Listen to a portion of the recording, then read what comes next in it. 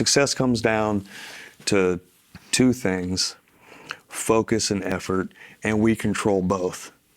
And so what I like about that is, like, you got to hear that, like, you are in control of your success. Nobody else is. Like, you are in control of that. So you have a passion for fitness and the desire to start your own business. But launching a massively successful fitness business is extremely complex. The systems, operations, hiring, firing, coaching, sales, and marketing are critical to success. Where do you even start? This show will give you the answers. Here is Bedros Keuilian and Bryce Henson, your hosts of the Fitness Franchise Podcast, a show dedicated to helping fitness entrepreneurs launch and grow successful gyms. Welcome back, friends, to another incredible episode of the Fitness Franchise Podcast. And before I introduce today's guest, please give us a like and subscribe on YouTube and write us an awesome review on iTunes. That way we can keep producing this content for you for free. So now to introduce today's guest, who's a dear friend of mine, who's a fitness expert, owner of multiple Fit Body Bootcamp locations near Atlanta, Georgia, who's been asked on multiple occasions to give keynote speaking engagements at the University of Georgia. And he's here today in this episode to teach you how to develop your leadership skills through care and compassion. My friend, Mr. Joey Stewart. Welcome to the show, my man. Man, happy to be here. I'm excited. Thanks for having me. Dude, such a good friend of mine, and yeah, I'm just pumped. So a lot of content to get through today. I want to talk about your journey in fitness as a Fit Body owner, and we'll get to that. But first and foremost, I want to start with the backstory. How did you get to where you're at right now? Yeah, so, I grew up in Georgia, which I know you spent some time there. Yep. And man, just growing up as a kid, or even further than that, I just love being around people. I love building relationships and just really having a good time and having fun. Still do. But, back then, I had no fear of consequences. Like, I just never had an afterthought of, like, what happens after I make this decision of what I'm about to do. And it really led to a lot of poor life choices and some bad outcomes. Okay. For sure, Let's talk about that, if you don't mind me sharing. Well, yeah, like, lots of jobs, fired from a few jobs, getting arrested, flunking out of college. I had a 0.75 GPA. 0.75? 0.75. That's real. And, I look at that and it just makes me think, I didn't know then, but I know now, like, I really just didn't have purpose. I didn't know what my purpose was yet. And, Bedros tells us an incredible story about his dog and the dog's purpose, needing purpose. Totally. And they realized that the dog needed to play catch every day to fulfill his purpose. And if he didn't, like if they were too busy or they forgot, they would come home and the dog would dig all these holes in the backyard, like searching. And that's a great analogy. Spot on for my life, in my opinion, growing up, but great analogy for, like, in life, if you're not living out your purpose, you're like digging these holes in the form of like alcohol or drugs or whatever addiction you may have. So for me, it was like, partying and alcohol and just really just having a good time. Well, I can relate, my friends. Yeah. We're on the same page there. Okay.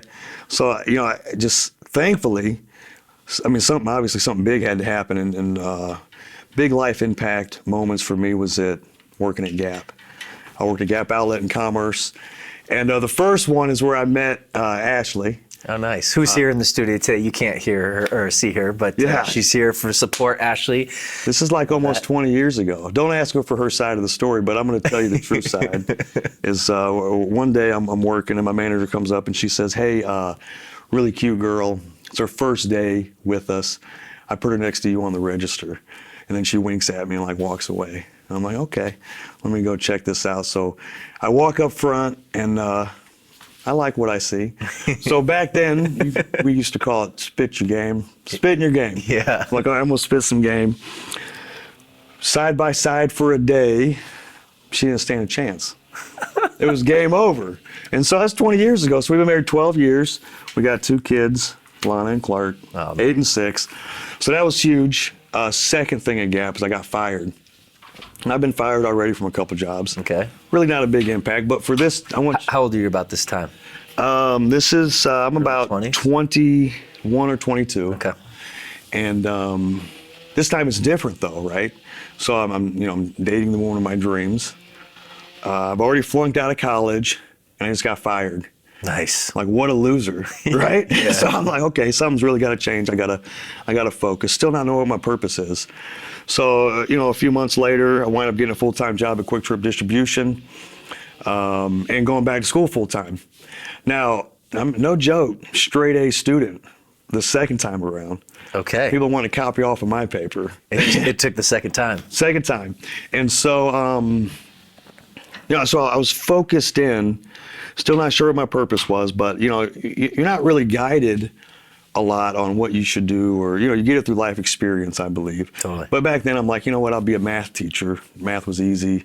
And I really enjoyed high school, like hanging out with the friends. So a math teacher. I'm like a year and a half in, and it's going good. And year and a half in, it's going good. And I'm at lunch with a group of friends of mine, and one of the guys is like, hey, I want to open up a 24-hour gym. And in the back of my head, I haven't told anybody, but I've like always had this dream to be a gym owner. But it's like, didn't really think it's something I could do, or it's millions of dollars, or, not yet. I'm going to look into it when the time comes. And I'm like, bro, what? You're like 5 years younger than me. How are you going to open up a gym? So he like lays it out, tells me financially or how he's going to make it happen. I'm like, man, I could do that. So at the end of the semester, I leave school, and I'm like, I'm doing this. And about a year and a half later, I wanted to partner with two guys, and we bought out a Anytime Fitness that was about to go out of business. That's how I got into the fitness industry. This is about like 2015 timeframe? Oh man, 2011. Okay, a few years before that. Yep. So that's how you first got into the fitness industry. Yes. And you talked about like it was in the back of your mind to be a gym owner. Did you grow up like athletic? You're fit. Obviously, you're a fit guy now, but was that part of your DNA when you were growing up? Well, honestly, it came from, I call it skinny man complex. Okay. I grew up always being the smallest kid, super skinny. And so working out, lifting weights was just a big part because it helped build my confidence. Totally. Of just overall build my confidence with how I felt and how I looked with people, and just overall across the board. Okay. Yep. So there was already like kind of foundational there because you had the skinny man syndrome. You like lifting weights was kind of part of your psyche. Yep.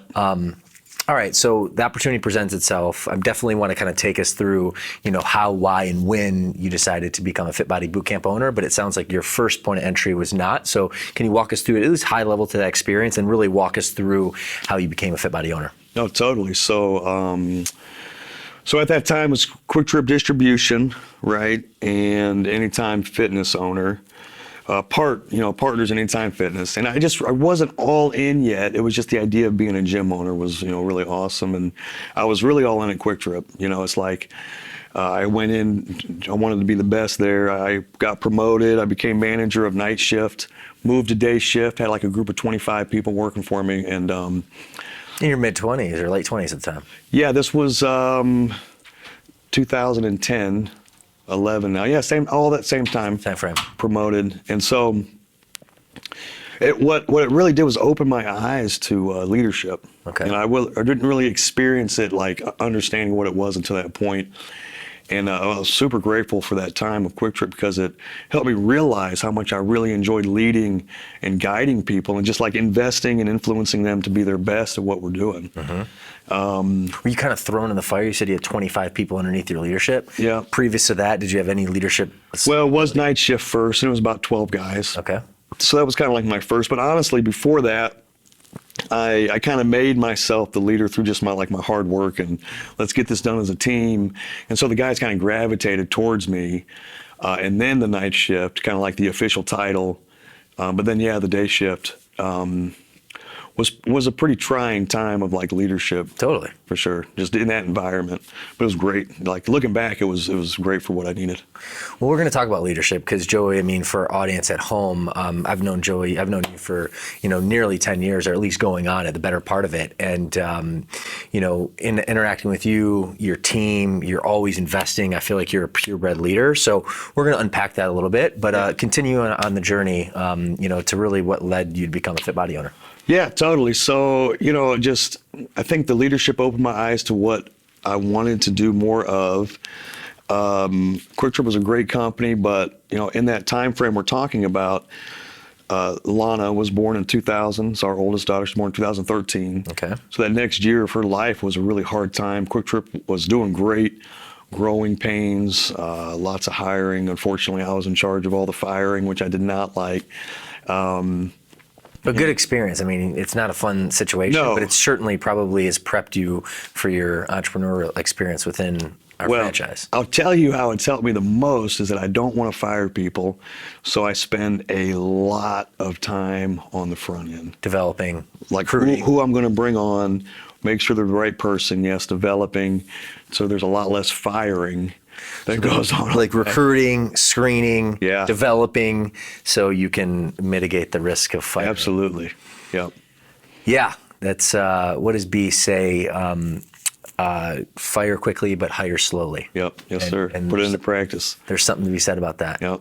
So, and I do fire when I need to, because and it was hard at the beginning, even though I just was we're fast forwarding, but I do say that the thing that makes me make the decision a lot faster is knowing the impact it has on the team and like my leadership on the team when I allow something that shouldn't be there. Is the biggest reason to make me make the decision, for sure. But if we go back to Quick Trip, again, growing pain, I started working like 12 to 14-hour days. I was getting up, still going to the gym, super important for me. Always a staple. Yeah, Okay. number one. And then so sometimes I would be gone before Lana would get out of bed or wake up. And then by the time I got home, she'd already be asleep. Mm-hmm. And then with Anytime Fitness, not being super engaged and involved like I wanted to be, I was, more time at Quick Trip was less time at Anytime Fitness. And And you had some partners there as well. correct. And I was just like, is this really what I'm supposed to be doing? Like, am I living out my purpose? Am I doing this for the next 20, 30 years? And man, through a series of events, there's a chunk there that I'm skipping, but through a series of events, it led me to leaving Quick Trip. We sold Anytime Fitness. We actually sold it for 14 times what we paid for it. So great, like turnaround on Oh that. yeah. And then getting into Fit Body Boot Camp. Good stuff. Well, Yeah. walk us through that. I mean, I want to kind of unpack, a lot of different aspects of your business ownership, but tell us about the early days of, getting your first location off the ground and the good, the bad, the ugly. And I think it's important because, it's easy to look at your success. You're launching a second location by the time this basically episode drops. But launching it and starting in the early days, certainly there was probably big wins, but also some challenges. So take us through that trip. I would say that there's like two times of early days, and I'll kind of explain that. So the first early days was 2015. This is when we sold Anytime Fitness. One of my partners heard about Fit Body. Me and him kind of talked, and we kind of had this different business model in play of bringing on a third person, opening up a Fit Body together, and growing and developing that person. And doing multiple of those. And so 2015, we opened up 2 Fit Body boot camps. In 2014. Okay. Then 2015, we opened up 5. So we had 7. And I think at this time is where I met you. I think we went to like a Correct. World Conference or Yep. Fitness Business Summit. I remember vividly talking with you in the back, and Yeah. that was my first connection point. Yep, I remember that. And then 2017, we had 12. Right.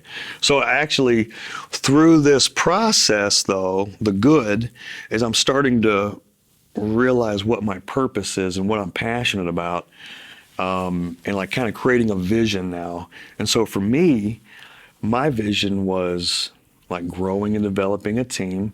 That we're kind of forcing it in a sense of like we're offering a gym to somebody, come in and be a third owner. So we're like adding to the team, right? 12 locations. It seems like we got this big team. So we're growing and developing a team of equal owners, just holding each other accountable, like collaborating together, pushing each other, helping to be our best, so that now that we can go out and help others and help other people live their best life and just impact hundreds of lives. I started to see that being like my purpose of what I really love doing. However, it was not playing out like that. So the biggest problem, honestly, was me and my partner just had different visions. Okay. That's really what it comes down to. And that happens. Yeah, that happens. We were unaware of these things getting together. We just got in together to do it. And my vision is what I just told you. His vision was slightly different of like, well, not slightly, just totally different of supplement sales for creating a supplement company and creating an app. And so it was like we were just rowing in two different directions. I mean, to both of our faults equally, we just weren't good for each other to really accomplish what each other wanted to accomplish. So, man, I'm just honestly, I'm going into my office every day, sitting in front of my computer. I wasn't working with a team. The team really wasn't working together. Everybody kind of like seen them as their own self. There was no growing and developing. I wasn't impacting anybody. I mean, I really was not living out my purpose. And it was a hard time for me. It was like I kind of dreaded going into the office every day. And again, a series of events that led me to the next step was buying out Athens in 2017. Okay. We bought out the two partners. I went to my main partner and just said, hey, I want out of all the rest. I want to focus on my one location, my one team, and I don't want to do any more business ventures together. And so that was like the first early stages. And then we move on to the next early stages of now owning and operating one location. Before we go there, and originally I said when you launch your next location, I wanted to be sensitive because you knew had that early, kind of entry into fit body partner. And you're such a good guy, you obviously only want to speak the best. So, personalities aside, so forget about the actual personalities of the situation. What would you recommend, knowing, going in with a partner and having the same vision, what would you recommend our audience who potentially are thinking, okay, maybe I want to bring a partner to the table? Yeah. Like, what are some do's and don'ts? Man, do's, I think, is like clearly defined expectations and roles of what each one is going to do. Man, that's number one. Like, because what's going to happen, you can make money, you can lose money, but as soon as money gets involved, you start to like point fingers. Unfortunately, you can like start to point fingers, well, you're not doing what I thought you were going to do, or you're not doing what I do every day. So just knowing each other's roles and just having that clearly defined at the beginning. And probably written on paper, like the vision, so that way just you have a lot of clarity. 100%, yeah. Vision. Like we didn't have any of that stuff, but like I would even say like I would seek out a mentor first and like kind of help guide you through these steps of like having a vision. Are you on the same vision? Knowing each other's roles, who's going to play what part. Yeah, that's probably the biggest do. Don't would be just go off like emotion and relationship and feeling. Like, which happens though, and that's why we're talking about it. This is, this is not an isolated situation in the grand scheme of things, right? So, don't go off emotion. Have more planning. Have more clarity on vision, et cetera. Which I think are really big points. What would be your, I guess, overarching what's the big value of a partnership? And I guess when you weren't into that, I guess I want to kind of get in your mind, because there's certainly someone looking and watching this right now, and it's like, well, I want to go into business, but I want a partner for this reason. Yeah. What's a good reason to go into it with a partner? There might be a few different reasons. I think one reason people do partnership is financially. Maybe they need a financial backer. I think that comes big in time to play of like what are the roles and expectations. My reasoning for going into partnership is I had zero business experience. Okay. Just kind of like this dream of what I want to do. Lack of confidence that I could do it on my own. Which even B, our founder, like literally when he got in one of a few business ventures with one of his early partners, I think like in 2010. Interestingly enough, the guy who's like exudes confidence and has built an empire, he's like, Bryce, I didn't have the confidence that I thought I could do it myself. So it's really interesting, and I know that is probably felt by myself and you and other viewers at home. Yeah, but here's what I say to that though is like, I'm still not doing it by myself. But I'm doing it. I'm surrounding myself with the right people, like guys like you and other fit body owners, my team, 100% my team, my wife for support. So like, although it's like, yeah, I am the owner, I have surrounded myself with the people that I need to help me be successful. That's awesome. All right, so I think that's really good insight. So thank you for being, vulnerable and sharing, that lesson, because it's very impactful. Yeah. Now transitioning to what you left off, that second, bite of the apple, if you will, and then kind of like restarting in 2017. Yeah, totally. So 2017 August, bought out the two partners, and it was hard. Why? 2 months from going out of business. Location was? Yes, they had 80 clients. Okay. I honestly had to do my due diligence at the beginning. I was just like firing ahead, trying to take action, what I felt like my path was. Once we whittled it down, 80 clients, income was like $9,000 a month.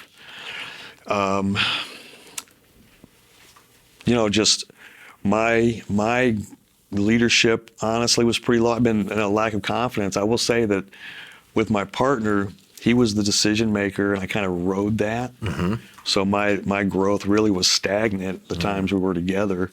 So I was really starting at zero, honestly. I heard Ed Milet on stage, really was like, wow, that's it. So he made this phrase, putting in the reps. So my lack of confidence, I also had something called Imposter Syndrome. Mm-hmm. I just didn't feel like a real owner. 99% of the fit body owners come in as running all the sessions, and I say, no, I'm making that up, but I just, in my mind, everybody comes in, they're running all the sessions, they're starting from zero up, and that's not how I started. So I had imposter syndrome.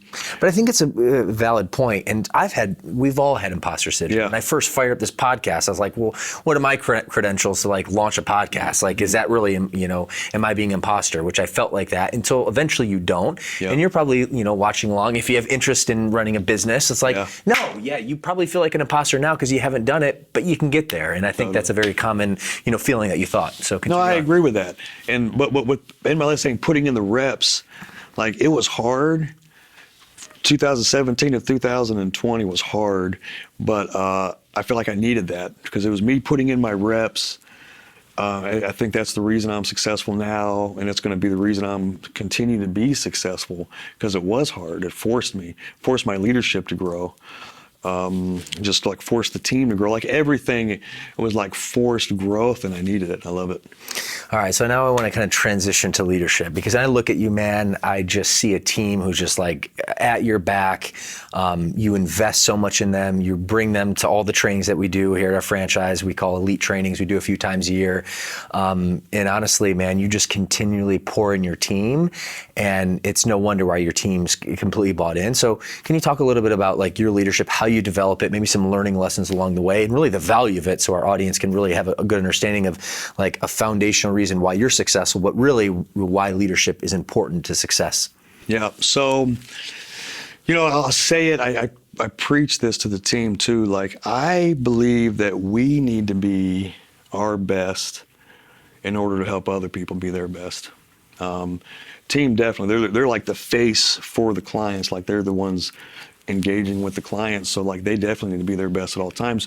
And so, but for me, that starts with me. If I want and expect my team to be the best, I need to be the best. Amen. And so that's pressure I happily take on.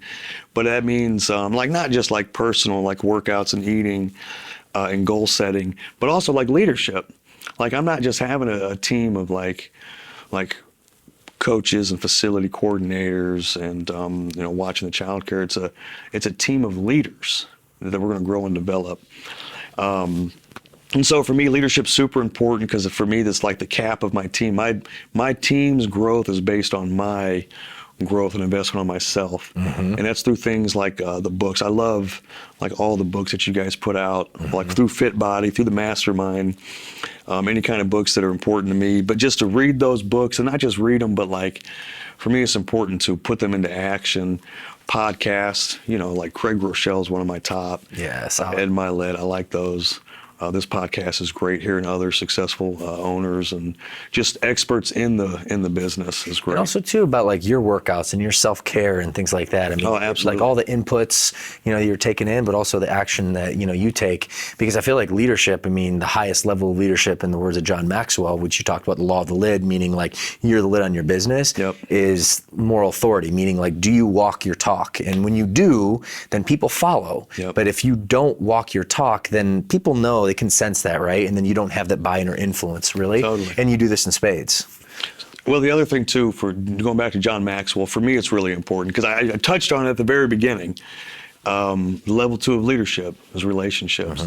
It's like almost like it starts there. Yeah, like the title starts there, but number 2, building the relationship. So for me and my team is super important, and it's good that it's important because it's what I really enjoy. It's just investing in them on a one-on-one basis, personally and professionally. On a one-on-one basis. Yes. And I think, and I make a point to this because that's what you do really, really well from my perspective. And maybe you can share a little bit and elaborate, but I know, every time you take your team to an elite, there's times where you bring the whole team, but there's also times where you just bring a facility leader. And yeah, you're there to train and you're there to like get poured into, but you're also there from, at least from my perspective, what I pick up on it is to build that relationship, that one-on-one, so that way you have more influence and, can work together. But can you expand on that? Totally. So, one-on-one, but then also group, it's like life experience, not just work experience, to me is so important because that's really where the relationship in my mind grows, of like not just work relationship, but just real life relationship in the experiences we have together. Because, something like that, it just starts to build, it's like a real relationship with like real trust and real transparency and like care for the other person. And that's really, to me, that's when you can help somebody the most, is when you just know each other, you guys care about each other and you got each other's backs. And whatever you tell me, there's no judgment. It's like, hey, we're just going to work through this together. It's just, to me, it's real. It's like a life bond. It's a life bond. And that's really where we can connect and help each other the most. Oh, dude, that's gold.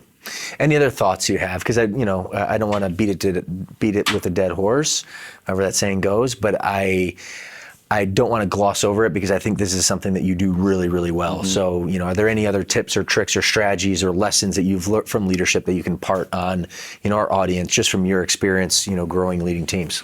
Totally. I think for me, it's just got to be super intentional. Like, you have to put it on the calendar and like plan it out of like team events, lunch events. I try to do one-on-one lunches with the team. Sometimes it gets pushed to the side, unfortunately, with the busyness, but it's a priority for me to sit down one-on-one. But you have to schedule or it's not going to happen because we're all super busy. Life gets in the way. Yeah, and we're all at this life stage where it's family and business, and it's just the one-on-one relationship building outside of work quickly gets pushed to the side. Yeah. Yeah. All right, well, let's continue on your journey. Specifically, I want to have a better understanding and share with the audience, like the makeup of your team. So like, what is your Fit Body Bootcamp location like? How many coaches do you have? And then specifically, what's your zone of genius? Like, what's your role? What's your day-to-day look like? Okay, so kind of a hard time to ask, to me, give very great answers because which is good news, we just relocated our first location, Athens. We just moved it to a new spot. It's a better place. We're going to be able to even expand it in about 10 months, which I know we're going to need. How far away is it from? It's 1 mile. Did you lose any clients? No, 0. Okay. And the reason I bring this up is because, that's a big logistical change to move your clientele. A mile in, you're probably good to go, but I'm glad to hear. Yeah, so a lot of my focus has been there. We're also opening up our second location. So there's been a lot of interviews, and we have a long interview process, and I'm a part of that. So my focus has been in a few different places. We brought in a few interns, but I can tell you the makeup is it's like a facility leader. So it's Michelle. She's in charge of protecting the culture of the gym, the culture of the team. Coaching? Coaching. Yeah. She coaches, 20 sessions a week for sure. She does all the feedback for all the interns going through our 12-week training program. I've got a strategy specialist coach, and that coach, it's between Lanchez and Will right now, but they also coach, but then they also do all the follow-up with the trials coming in to make sure they're good, getting them into a strategy session, to talk about their goals and how we're going to move forward with Fit Body in their life. And then we have the other coaches who have a lot of responsibility with following up with the clients. We're real big on the people that haven't come in or they're on freeze. It's just like continuing to build that relationship, even though they're not in the facility, like letting them know we're still connected and we care about you. Which, here's the thing, is we do strongly care about all the clients, but when you start to have so many, if you're not intentional and you don't have a system behind it, it can be hard, and you could let somebody you really care about like kind of get slipped through and you forgot to touch base with them. So we're having some strong systems on that. Speaking of systems, and sorry to interject, but one thing that I really want to dive into, actually, you talked about recruiting a few times over, and you have a really extended process. So at Fit Body, we have the Fit Body way, we have the recruiting process, mock sessions, multiple checkpoints, but my gut tells me maybe even take it to another level. But regardless, can you just brief our audience on specifically how meticulous you are and what you do, just to be able to provide some sort of framework, what's really needed, so that way you have to limit on the back end the firings, and you're basically being able to develop your people, long into the future, because a lot of your team has been with you for years. Yeah. So can you talk about that process and what you look for? Yeah. So it's long and it's a lot of work and it takes several people, but it's honestly the only way I'll go is this. It's totally worth it, all the investment. And we start obviously putting ads out there. Whether it's Facebook or Indeed, even with this time of being hard to hire people, maybe you got to go the extra step. I go to the university and I speak. University of Georgia, times. yeah. Yep. And by the way, congratulations. Yeah. Yeah. Mr. Matt Wilby, if you're watching at home, I love you, buddy, but you guys got routed by those Bulldogs. So. Yeah, so we're still friends, right, man? Yeah. But yeah, so any avenue I can just to get somebody interested. Okay. And then once we get their interest in, we will shoot them a video or shoot them an email that just says, hey, can you send in a 3 to 5 minute video telling us about yourself, like what you're excited about, what gets you excited, why you want to work here, why you want to be on the team. Yep. That's honestly, it's a step to see if they're going to do it. Yeah. It could be the worst video. And if they did it, we're still going to bring them in. Okay. Why? Like, what does that show you? Okay, so for me, up until like recently, I couldn't stand being on video, and I'm sure I'd be super awkward and nervous being on video. And a lot of these people, it's the first time they've been on video. So they're stepping outside of their comfort zone. For most of them, I think it's outside of their comfort zone to send in a video. Oh, 100%. And it's just, are you going to do a task that I ask you to do, even if it is outside of your comfort zone? And that's it. Yeah. And it actually weeds out 50% right off the rip. That aren't even willing to actually just do that simple step. Yep. So get them sent in the video, and then we'll have them come in for to come and watch a session and to work out in a session. We sell them back to back. We're looking for a few things. How's the engagement with other people? And sometimes they've never even heard of Fit Body yet. So do you like the environment? Do you like what you just seen? And then also, man, honestly, we're checking for form. So, man, we can teach a lot of things, and we can teach form, but it's going to take some time. And if I'm going to I can take some pretty entry level people with zero fitness, professional experience, and help grow them into a great coach. And I say I, like me and my team, but form is not where I want to start. Right. So you have to have some sort of basic understanding. If I'm gonna put you on the floor with my clients, yes. Yeah. So good form, good engagement, kind of, or you just kind of, is it really awkward for you to talk to people? Yep. So that's just that first initial, come on in, let's see what you got on that. Then I'll do an interview with them, and I kind of lay out in the vision. I talk about, I kind of try to scare them a little bit of like how great the team is. Why? And I'm not. Like, are they ready for that pressure? I feel like being a part of a great team is a little bit of pressure. Like, we hold each other accountable, push each other, setting goals. We're always talking about personal, professional goals once a month on each. And if that doesn't excite you, I feel like you could be the opposite, and it kind of like makes you kind of step back a little bit. And then what I've seen through the years is the people that they'll start to develop, I'm not good enough. And then it's harder to grow and develop that person, I think, for us anyways, in the environment. But then the big thing I talk about is, hey, what's next in the interview process? We're going to have you come in and do 12 interview sessions as a third coach. And we're honestly looking for 3 things. That's it. Only 3 things. We're looking at your energy and excitement. Like, are you excited to be here? Are you excited to see the clients? Can we see your excitement? You have good energy. Like, I don't need you bouncing off the walls, but like, do people like being around you? People feel good being around you. And then number 2 is your engagement. How well do you talk with people, engage?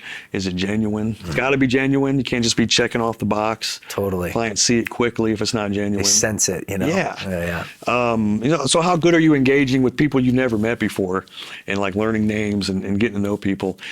Those 2 things have to have somewhat of a natural ability. Like, you already have to have a good starting point. If you come in like at a 5 or 6, we can intentionally help and grow you to be a 10. But if it's like a 1 or a 2, it's going to be a hard road for us to travel. But a lot of it comes down to, I talk about introvert, extrovert. And it's not a good thing or a bad thing wherever you're at. It's just how well can you perform at this job? If it's too outside of your comfort zone, the job is going to be draining. I've seen some great coaches who love people, just really care about people, but it's so far outside of their comfort zone, they start to get burnt out. And that's not good for either one of us, right? So we're just kind of see where's the baseline for your energy, excitement, and your engagement. And then the third thing is feedback. How well. We're going to give you feedback after each little block, in between sessions, actually, in this 12 interview sessions. But then the 12 weeks of training is daily feedback of what you did well and what can you get better. So we need to know how well do you take feedback, and then do you come back the next day and you work on it? Yeah, do you make that adjustment, right? Yes. Yeah. And so I say, we're finding your baseline, and then if we find out if you're coachable. And if you have a strong baseline, a good starting point, and you're coachable, man, we're unstoppable together. We can just take you as far as you want to go. Heck yeah. So in those 12 interview sessions, that's what we're looking for. And then if you make it past that point, and then we'll add you to the team through the 12 weeks of training. No, this is great. And the reason I wanted to kind of like pull that thread a little bit longer is like, all my guests have different, zones of genius, but I just think for you, Joey, like the value you put in your team, like the relationships that you build, the hiring process, like the energy, the culture that you've created from outside eyes is one of your zones of genius. And so I wanted to kind of really like, pull on that thread and see that through. Okay, so take us through as you focus on your hiring process as zone of genius. What would you say is you, Joey Stewart, your zone of genius? Like, why have you been successful to date? Why do you have an awesome team bought in, aside from the process and the systems you put in place? But can you just kind of showcase a little bit about where you particularly excel as a superpower?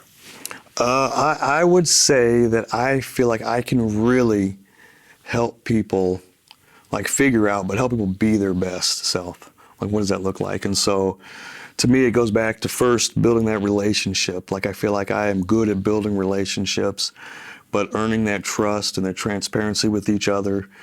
And then what that leads into then is now we can talk about other things of like, where do you want to grow? Where do you feel like you need to grow? What does it look like to be your best? And then, what do you love about helping people, and how can we help you help people better? So it just opens up those conversations, and again, the one-on-one, and a lot of times it's personal and professional. I mean, all our stuff bleeds in together, 100%. And so if there's that real relationship, I can help guide and direct someone to help them be their best, for sure.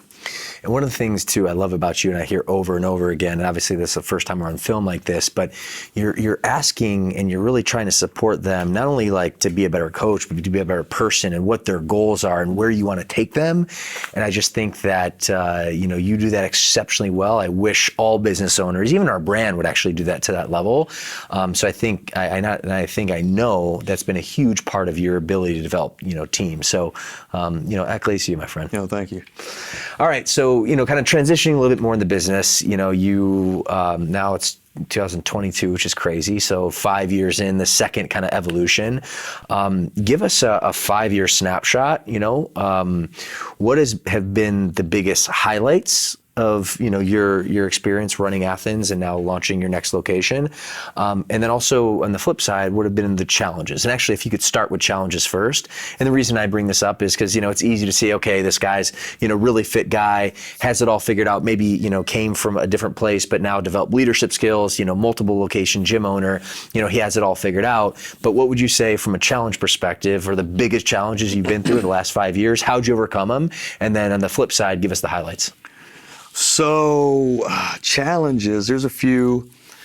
They're kind of like personal challenges, though, I would say. Like, I feel like I'm up to a challenge for sure. Okay. But my hardest challenges have been, one is probably the mental challenge. Now, talking about like lack of confidence, imposter syndrome sometimes, not feeling good enough.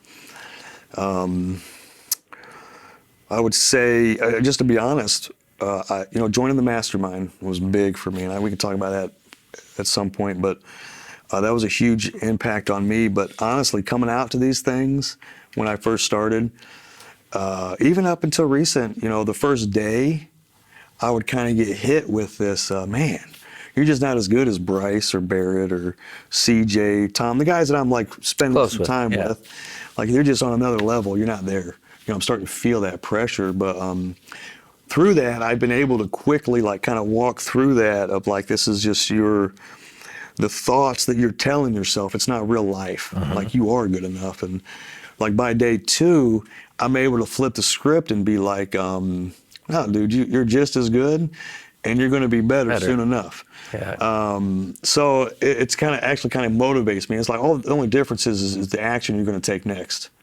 That's the only difference. You go home and you're going to take action and keep doing what you're doing, and that's what's going to help you continue to propel. So the mental toughness over the years has been a challenge. Bedros talks about mental toughness a lot, and I've always kind of like clued in on that and listened in and took all the notes. So he's been very instrumental with his words on mental toughness for me.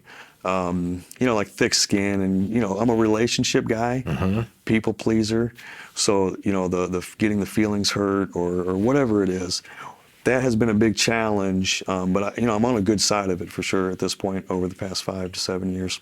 What would you say to our audience who doesn't have any business or leadership experiences and knows that running a business is hard and knows that they're going to have to step up their mental game? Like, how do you approach that? Man, just intentional. Like, one, though, knowing yourself, knowing that about yourself. So when you get hit with it, you're like, it's not a surprise. You're like, I knew this was coming. This is who I am.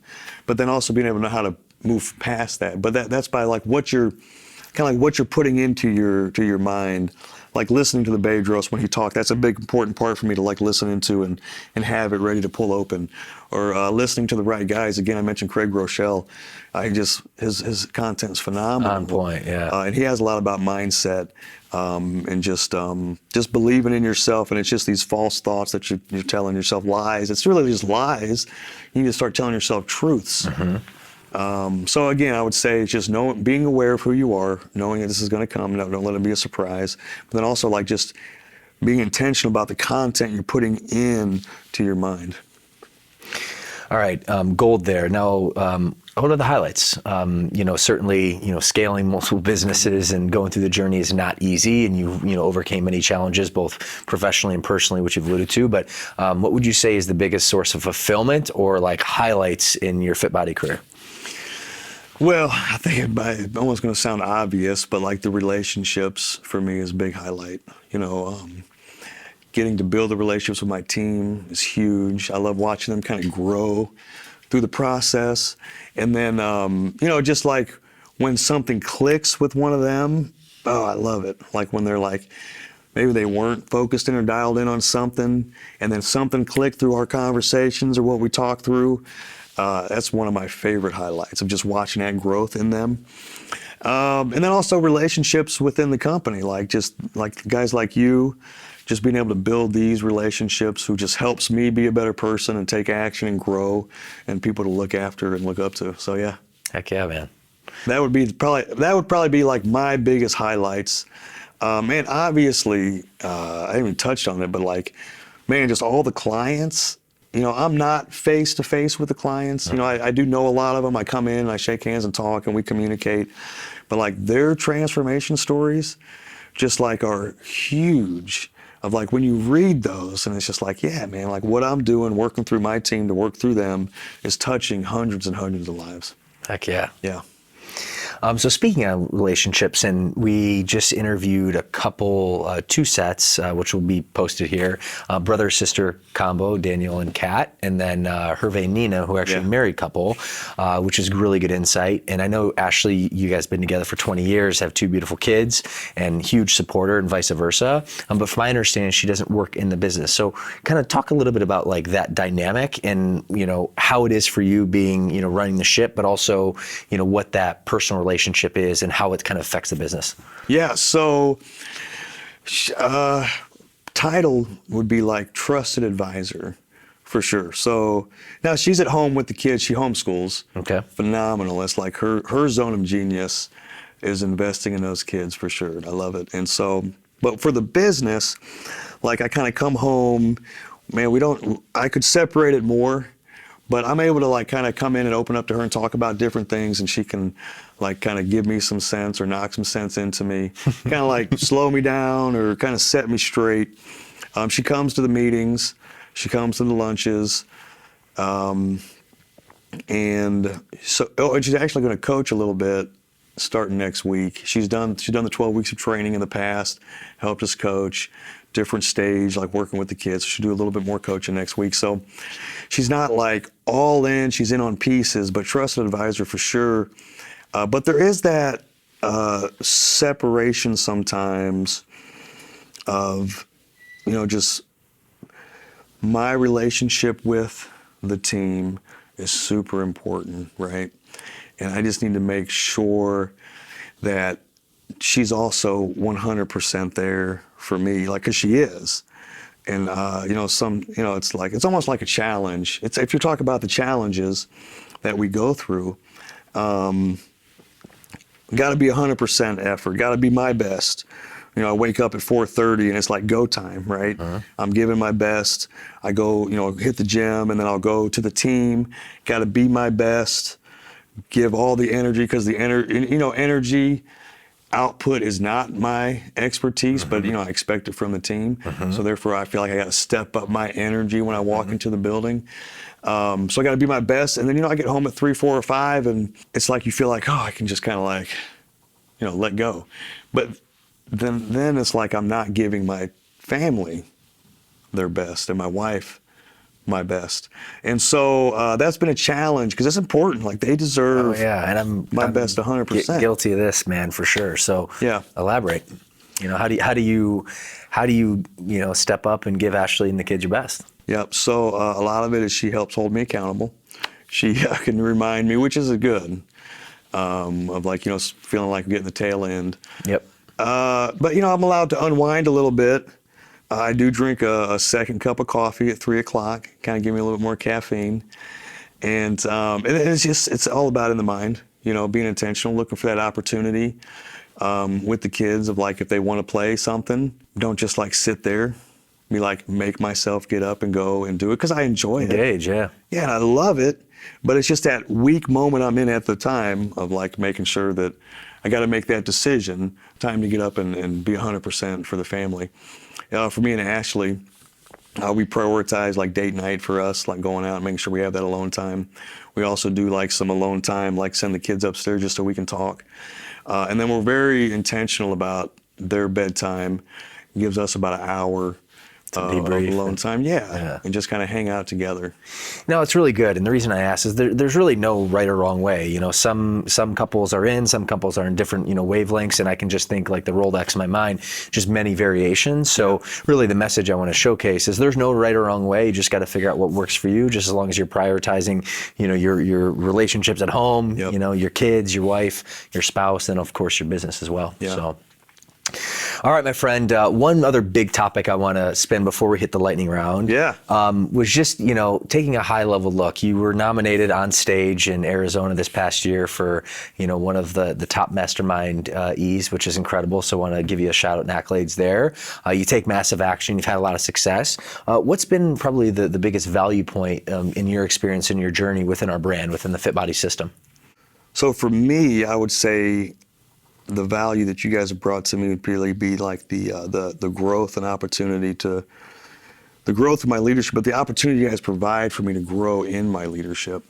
You know, like before Fit Body, things like vision and purpose and drive and passion and like reading books, listening to podcasts, that kind of stuff was like non-existent. Mm-hmm. So just staying engaged with that, being part of the mastermind is huge. You know, for the mastermind, it's like, yeah, go get pumped up, get all this valuable content, but then it's like, be an action taker. You know, being around, when you're in the mastermind, you're around the other successful owners, and you're just around action takers. Like, I don't know if they're all action takers, but I promise you, when I walk in the room, I'm like, man, it's a group of action takers. Let's go, yeah. I need to be an action taker. So I think that the value's there of like just holding me accountable, pushing me forward, trying to be my best for my team. Yeah, comes from the Fit Body. And the mastermind, we've kind of talked about it many times now, but it's a leadership coaching group, you know, designed for, you know, people that want to step up their leadership game and, you know, continue to dominate their business and their fitness and their life. So, all right, what's the next 1 to 2 years look like for you, Joey? 1 to 2 years would be like Watkinsville is opening. I've already secured and pointed out a third location. Which Watkinsville is a kind of suburb near Athens, which is kind of in the greater Atlanta area, about an hour away, right? Yeah, about an hour and a half to get to Watkinsville. Yeah. And so third location already picked out. Not a lot of focus there, just securing it because I know we're going to get there. Okay. You know, honestly, I don't have a number on locations. To me, it deals with my team. For me, I'm never going to stop hiring.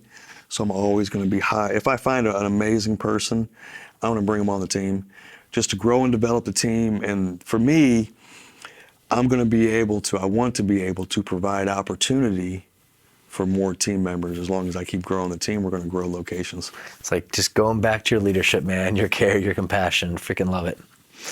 All right, my friend, you've been so gracious with your time. This has been awesome. We're here, you know, the day before our mastermind event. So happy to get you in the studio. I've been looking forward to this. Consider you a dear friend. Yeah. And I want to thank you for your time and insight. And we still have a few minutes left. So I want to transition. And you've talked a little bit about the first lightning round question, but I want to kind of go deeper. Before the Joey that I'm looking at today, with all the success, multiple locations, have an incredible team, and very successful entrepreneur, what was, you know, a big thing holding you back in your life, and how'd you overcome it? I think the biggest thing at the beginning was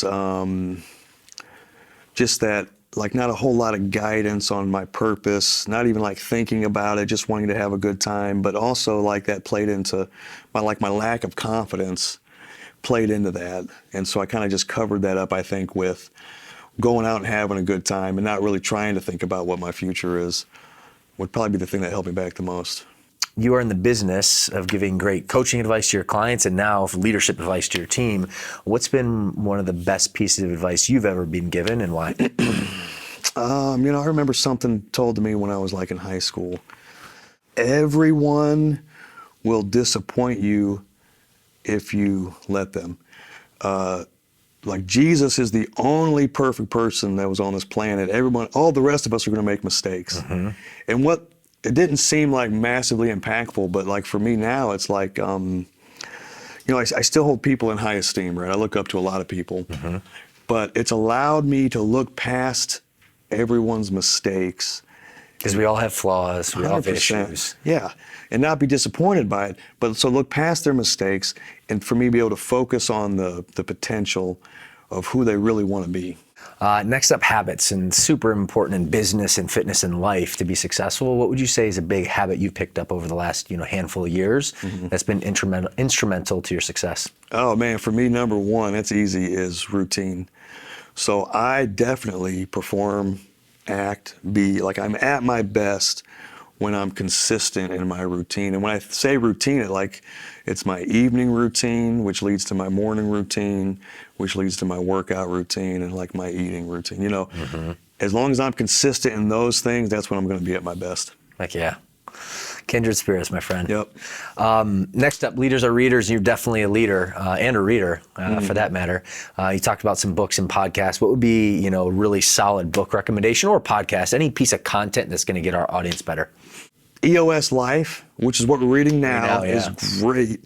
I feel like for me to talk about it, I need to read it like 2 or 3 more times and really digest it and put it into action. But if I'm going to pick one, I'm also into a book by John Maxwell called Today Matters. Which I've read because of you, and I want to thank you for that. Yeah, it's good. I want to read that one again. But it's just these 12 daily disciplines that he's put into play over the course of years. Because he's in his mid-70s now. Yes. He has a lot of life experience in a very good way. 100%. And it allows him to maximize his life, but really like maximize each day, like thinking about each moment and how like this moment is great. Like today, right now matters. Because what is life? It's really just like individual moments, day at a time. Yep. Yeah. And he's got these 12 things that he focuses on and kind of like grades himself or intentionally focuses on each day. I love that. Heck yeah. Yeah. Oh, so good, my friend. Well, I'm super pumped. I've been waiting for this for a long time, and this delivered. Before we go, I want to give the audience one more glimpse into your mind, the way your mind works. In our audience who are interested in fitness and business and entrepreneurship and just getting better in business and life, what would you say would be a parting piece of wisdom that would better their journey? I want to quote Dwayne Johnson. Oh. On this one, I gotta hit my man Show up. some love. I like that. Yep. Success. One of his quotes: "Success comes down to 2 things: focus and effort, and we control both." And so, what I like about that is like you got to hear that, like you are in control of your success. Nobody else is. Like you are in control of that. One thing Bedros said to me in the transition from being partners, like going on to doing my own thing, that 2017, Bedros said to me, talking about himself, he said, "I am not your knight in shining armor. Nobody is. Nobody can be. That is you. You, buddy. You need to man up and do what you know that you need to do." And that kind of goes back to that quote, like you're in control of your success. Cool. Yep. Some gold there, my friends. Rewind that, listen to it again 2 times over. So before we shoot, where can our audience connect you with that or find you online? I think the best and easiest way would be to look up Athens Fit Body Boot Camp. I get all of that content for sure. So if you look it up, Athens Fit Body Boot Camp, shoot me a message and we'll connect like on a more personal level for sure. Love it, man. Well, before we go, I just want to take a few minutes to acknowledge you. It's been awesome, getting to know you as a dear friend of mine for the last nearly 10 years. And I just love how you show up. I love how you care. I love how you lead. I love how you bring people on the journey with you and make them better every single day. And for that, I'm grateful and want to acknowledge you and just really want to thank you for being on the show. I know our audience got a lot of value because I certainly did. So awesome. Thank you. Again, thank you for having me. Totally, man. Well, my friends, I know you got a lot of value today, and as always, give us a like and subscribe on YouTube and write us an awesome review on iTunes. That way you can keep producing this content for you for free. And we'll see you in the next episode. Joey, thanks, my man. All right, thanks.